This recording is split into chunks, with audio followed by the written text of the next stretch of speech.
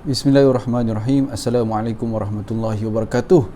Dan salam sejahtera kepada semua audiens yang berada di laman Sumber Inspirasi YouTube channel pada petang Khamis ini yang mulia ini, insya-Allah. Jadi pada video kali ini insya-Allah kita akan membicarakan berkenaan tentang kita nak kembali semula ke berbicara tentang NLP. Jadi tuan-tuan dan sekalian, untuk pengetahuan anda, okey, untuk pengetahuan anda terutamanya yang berada berdekatan Melaka ataupun yang mereka yang betul-betul berminat nak belajar tentang NLP, insya-Allah, okey, saya mewakili tim Sumber Inspirasi ingin mengajak anda untuk menyertai pensijilan NLP yang kami tawarkan. Okey, insya-Allah kita akan diskusikan NLP itu secara mendalam, insya-Allah. Dan juga yang lebih penting, jika anda beragama Islam, okey, terutamanya, jadi NLP yang kita bicarakan ini kita akan kaitkan dengan diri kita ini sebagai makhluk Allah. Okey, kita ni sebagai makhluk yang dijadikan oleh Allah SWT untuk beribadat kepada Allah. Jadi NLP yang kita akan membincangkan ini, insya-Allah kita akan manfaatkan untuk agama kita, insya-Allah. Jadi saya jemput kepada anda-anda semua, okey, untuk bersama dengan program NLP yang kita tawarkan. Jadi jika anda berminat, okey, boleh nyatakan di ruang komen. Jadi pada video kali ini kita akan membicarakan sedikit berkenaan tentang intro berkenaan tentang NLP, ataupun kalau kita kata sebagai dalam komputer kita boleh tahu komputer ada sesuatu yang mengawal dalamnya, iaitu kita panggil sebagai Central Processing Unit, CPU, ataupun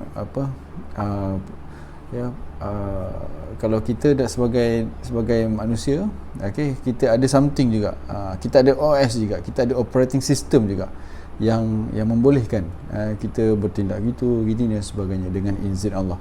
Jadi tuan-tuan dan puan sekalian, saya jemput kepada anda semua yang berminat untuk mengetahui ataupun belajar tentang NLP, ataupun nak tahu preview pun boleh. Preview ini percuma saja, jadi anda boleh nyatakan di ruang komen. InsyaAllah kita setkan satu tempat di Melaka, insyaAllah. Jadi tuan-tuan dan puan sekalian, okey, berkenaan tentang saya sebut tadi, operating system. Tuan-tuan dan puan sekalian, Maha Suci Allah Subhanahu wa taala, Allah Subhanahu wa taala jadikan planet ni, jadikan sistem planet ni, okey, terdiri daripada apa?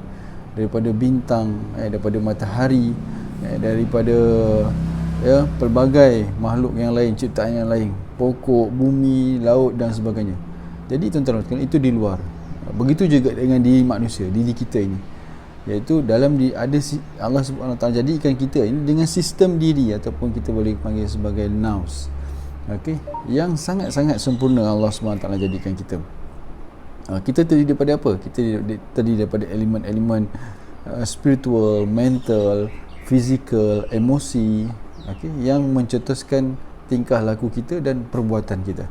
Macam haiwan lain kan, haiwan dia tak ada akal, dia hanya tahu nak protect diri dia, nak makan, nafsu dia, okey, mengawan dan yang berkaitan itu saja. Tapi manusia ni lain. Sebab apa tadi? Kita ada elemen-elemen yang lain, yang khusus, yang lebih sempurna, insya-Allah.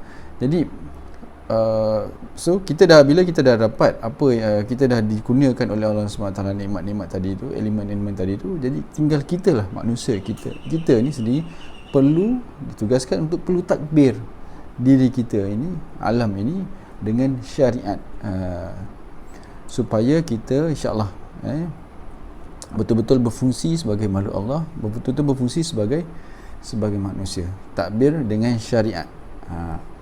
Jadi tuan-tuan dan sekalian, kan saya sebut tadi, okey, komputer dia ada CPU, dia ada OS, dia ada operating system dia, manusia pun ada. Jadi kalau kita nak betulkan diri kita, okey, kita pun kena tahu tentang diri kita. Macam seorang mekanik, dia kena tahu berkenaan tentang kereta kalau dia nak baiki kereta, kan. Kalau seorang yang pakar scuba diving, dia tak boleh scuba diving di kawasan parit. Sebab itu bukan keilmuan dia. Kan, kawasan parit ke sungai ke dan sebagainya. Dia ada tempat dia. Maknanya di laut dalam dan sebagainya. Jadi apa pun saja bidang, pasti akan ada, pasti mereka, orang tersebut perlu tahu berkenaan tentang apa yang dia perlu buat. Dia kena tahu dulu sistem tu. Kalau juruteknik komputer pula, dia kena tahu pasal komputer. Cuba juruteknik komputer kita panggil untuk betulkan komputer kita.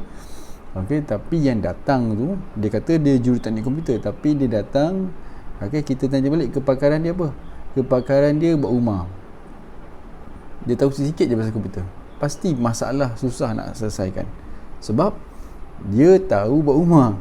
Dia pakar buat rumah. Dia tahu sistem rumah. Dia bukan tahu sistem komputer. Jadi begitulah. Kalau kita juga manusia ni, kita nak baiki diri kita nak upgrade diri kita perlu tahu sistem dalam diri kita. InsyaAllah. Jadi ini sedikit intro yang mungkin kita boleh boleh cakna, boleh kita ambil tahu. Okay, insyaAllah. Jadi ini kita akan bicarakan dalam NLP, program NLP di Melaka, yang kalau tuan-tuan dan puan semua berminat untuk sertai. Jadi tuan-tuan sekalian, insyaAllah kita ada pensijilan yang kita akan bagi. InsyaAllah kita akan ada nota-nota yang kita akan bagi, yang tuan-tuan boleh baca, insyaAllah. Okay, kalau kita tengok kenapa ada orang yang kehidupan dia lebih bahagia, lebih positif, berbanding kenapa ada orang yang kehidupan dia macam lebih sengsara, lebih negatif. Kenapa?